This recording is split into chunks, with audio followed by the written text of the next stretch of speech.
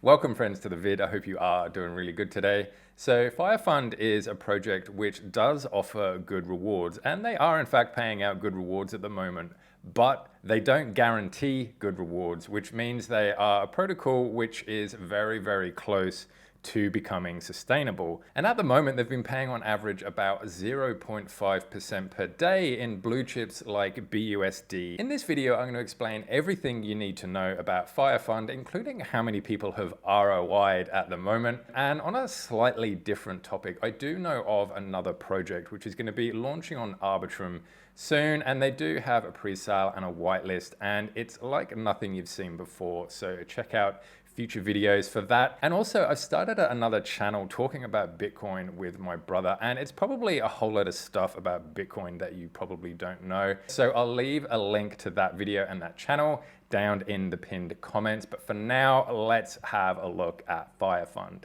Firefund isn't a new concept. In fact, the word FIRE is an acronym for Financial Independence, Retire Early, and it's an entire movement in traditional finance, which has actually been around for quite a while, but Firefund have taken it to the crypto space. It's a project that invests across the Binance, Arbitrum, Phantom, and Polygon networks, and basically you get a cut in any of the profits that they make. So you choose what reward token you want. So if you want to get rewarded in ETH, then you put money into the ETH pool, which is on the Arbitrum chain.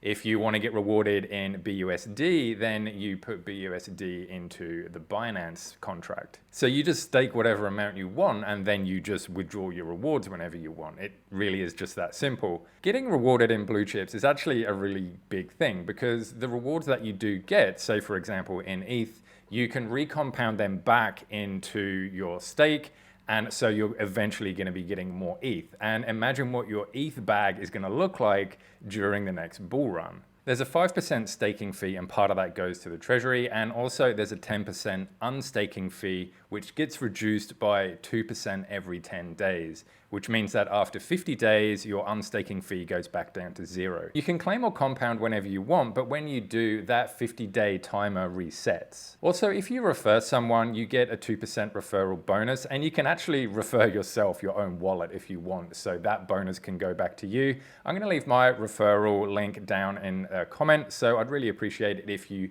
do want to use my link. In terms of what they're investing in, it's basically trading and solid DeFi projects like Aave. And you can see that here they're supplying a lot of coins, and they're also borrowing a lot of stable coins. Supplying Matic gives you an APY of 2.8%, and borrowing stables allows you to sort of do quasi-looping. And basically what looping is that you deposit and give them a whole load of Matic, and then you can borrow stable coins against what you've lent them. And then with those stable coins, you go ahead and buy more Matic, put it back into your stake, which raises your stake, which means you can borrow more stable coins, which means you can buy more Matic with that. And so that's the sort of loop that you do. And this is sensible because the price of Matic is pretty cheap at the moment, which means they can get more Matic for their stable coins. And obviously, as the price of Matic goes up, then the value of their treasury is going to increase. Here's their investment report for May, which you can get off their website, and it basically shows all their holdings. So it's pretty interesting. And what's cool is that they're also investing in off-chain businesses. So this is obviously good because it does give them a bit of a buffer when it comes to market conditions. But this type of business isn't going to give the amount of revenue that they need at the moment to be able to pay out rewards. But obviously anything off-chain is good because it does negate any type of market conditions.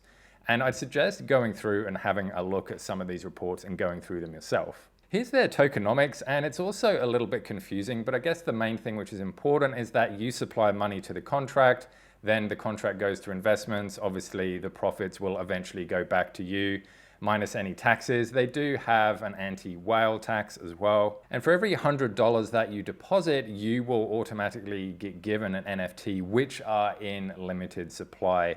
And what you get from these NFTs is you get a little bit of extra yield per year, and it's basically a thank you for the early adopters. And in their Telegram, they're also posting about any money they're moving around and stuff like that, so it is pretty transparent. And here we are in June, and you can actually see the sustainability has been fluctuating. And why it's doing this is because the team takes out money to invest in the projects. And so over time, more profits are going to go back in than are going to be getting taken out, because it does take a while to build that treasury growth. So I wouldn't worry about sustainability too much yet, and the team has said that they are getting close to being sustainable. And also you can see here that all these wallets have ROI'd, and you can actually see the percentage of some of them of how much over they've actually ROI'd. So this is proof right here that this project is paying back people, and at the moment you can get your money back. And in my opinion, this is a pretty solid project just because of the idea behind it, that they're not guaranteeing any type of rewards, and the solid projects they're investing in, plus any other, sort of new, well put together DeFi projects which they're keeping an eye on, is obviously going to be good for the treasury. And you've got to realize too that the treasury is going to take a little bit of time to build. I am always on the lookout for projects, and I want to share with you good projects. Good projects are really hard to find in crypto right now, and really you've got to think about, what do you want? Do you want that sort of 100-day ROI, which a lot of the miners are giving, and maybe get a little bonus on top of that? Or do you want to look at perhaps a project which is going to keep going and survive into the next bull run, where it's actually going to make all these projects, the talk of the town and the big thing during the next market cycle? Obviously, this isn't financial advice, and do whatever you want to do, but I'm more interested in the long-term projects, which is why I'm sharing this one with you. So it's clear that this project and a lot of DeFi projects now are stepping towards much more sustainable means in terms of actually having a real product that people actually want. But what about the potential issues with this project? Well, the first one is that there is no white paper. And I guess it's not really an issue, but usually the white paper is there to basically explain the project. And when I asked the devs about this, they said that, hey, we've got a really comprehensive Q&A section on our website, and sort of a white paper is just basically a massive Q&A section. The thing is though, there's no actual instructions about how to actually get into this project. And if you look at the website, it's just a load of boxes with a load of names of blockchains above it. So you've just got to sort of explore and actually click on them to actually get in it. They also don't have a KYC, and the reason that they don't, I actually sort of agree with them a little bit, because basically, let's be honest, a KYC doesn't really do a whole lot, because for a start off, they can be faked.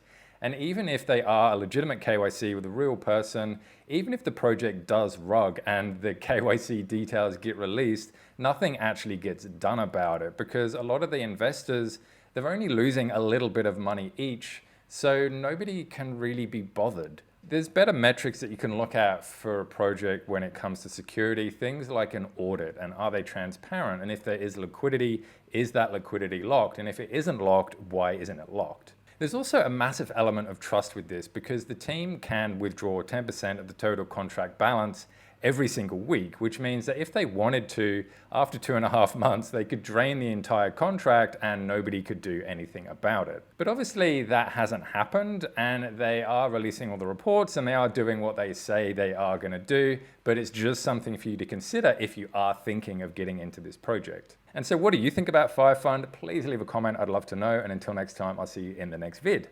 Bye.